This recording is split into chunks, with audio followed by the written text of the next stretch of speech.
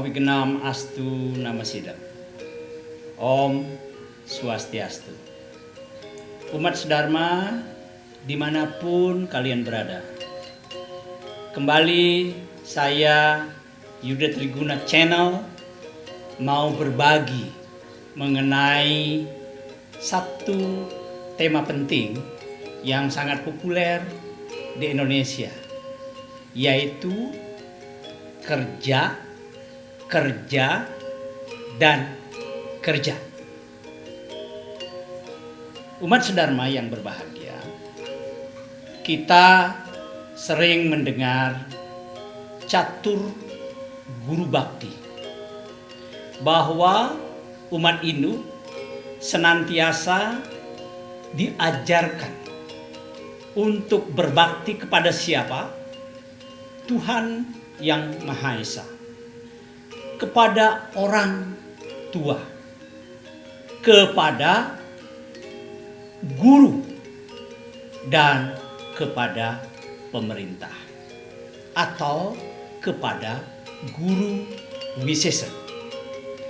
Saudara umat Sedharma, guru wisesa kita seringkali mendengungkan kerja,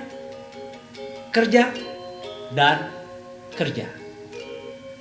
Bagaimana kita umat Hindu menyikapi hal-hal yang seperti itu? Bukankah kita bakti kepada guru wisesa pemerintah? Sebagai bentuk bakti kita kepada pemerintah, maka seharusnya kita memberi dukungan terhadap kerja, dan kerja itu.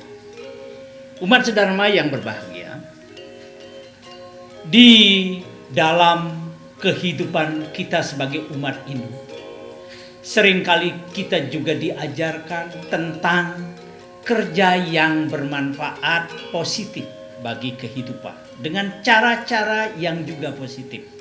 Apa yang disebut dengan subha karma. Kita diajarkan untuk menghindari perbuatan-perbuatan, pekerjaan-pekerjaan dan hasilnya yang negatif atau asubha karma. Oleh karena itu, ketika kita melakukan kerja, maka pilihlah kerja dan pekerjaan serta hasilnya yang menghasilkan kebahagiaan. Subha karma. Bapak Ibu sekalian umat Sedharma yang berbahagia, di dalam Rigveda bab 4 Mandala 33 Sukta 11 dikatakan, para dewa akan menolong orang-orang yang tidak dilelahkan oleh kerja keras. Jelas sumbernya. Jadi Tuhan akan menolong kita sebagai umat Hindu yang tidak pernah lelah bekerja. Sekalipun barangkali hasilnya belum cukup untuk hari ini, tapi motivasi kerjanya terus harus digiatkan. Itulah yang dimaksud dan diharapkan dari sloka Rigveda tadi. Pada sloka yang berbeda, pada sloka Atharvaveda bab 20 Mandala 18 Sukta 3 juga disebutkan, Yang Widi, Tuhan yang Maha Esa akan menyayangi orang-orang yang bekerja keras. Ia tidak menyukai orang yang malas. Menyayangi orang yang bekerja keras, dan Tuhan pun tidak suka dengan orang yang malas. Oleh karena itu, umat Sedharma, mari kita pedomani apa yang dikatakan dalam Rigveda maupun Atharvaveda tadi. Bagaimana caranya? Ada 3 orientasi kerja yang menurut Swami Vivekananda, dari hal yang sederhana sampai kepada hal yang paling mulia. Apa itu? Yang pertama disebutkan, kerja untuk kerja. Kerja untuk hidup dan kerja untuk melayani dharma. Yang pertama, ada orang yang bekerja hanya untuk hidup.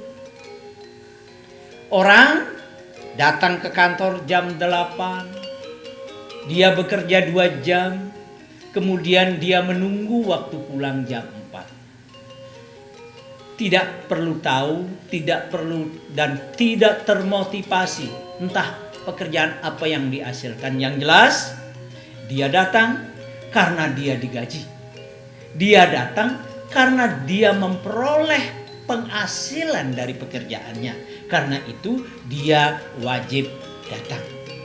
Soal prestasi, nomor 2. Ini orientasi kerja yang termasuk kategori kanista.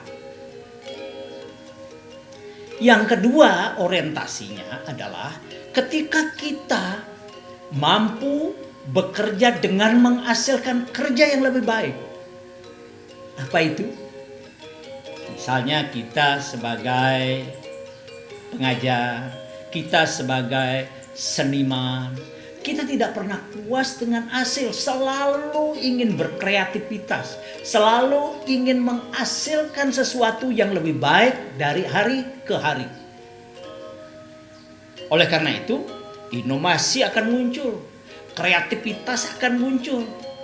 Ini jenis pekerjaan yang seperti ini oleh Swami Vivekananda disebut tipe kerja madhya. Jadi bekerja baik, tetapi akan lebih baik jika kerja yang kita lakukan sebagai bentuk pelayanan. Sewa, kita bekerja melayani. Kita tidak pernah berpikir mengenai apa hasilnya. Lakukan kebaikan, lakukan usaha-usaha nyata yang dapat membuat kita bahagia. Itulah sebabnya di dalam orientasi kerja yang ketiga ini disebutkan oleh Swami Vivekananda sebagai kerja pembebasan. Kita tidak pernah ada motif pamrih. Berapa kita akan dibayar? Itu nomor 2. Karena tugas kita adalah melayani. Tugas kita berbuat. Tugas kita melakukan hal-hal yang positif. Untuk ya tentu memenuhi hidup. Yang kedua tentu untuk menciptakan kerja. Tetapi yang ketiga ini adalah untuk melayani, untuk sewa, untuk memberikan servis yang sebaik-baiknya. Ketika kita tempatkan kerja sebagai orientasi mengabdi, maka kita akan melakukan pekerjaan itu dengan total. Kalau tidak baik, kalau tidak tuntas, kalau tidak selesai, kita tidak akan pernah berhenti. Kalau tidak sempurna, kita tidak puas. Itu baru akan selesai kalau kita sudah betul-betul merasakan kepuasan yang luar biasa.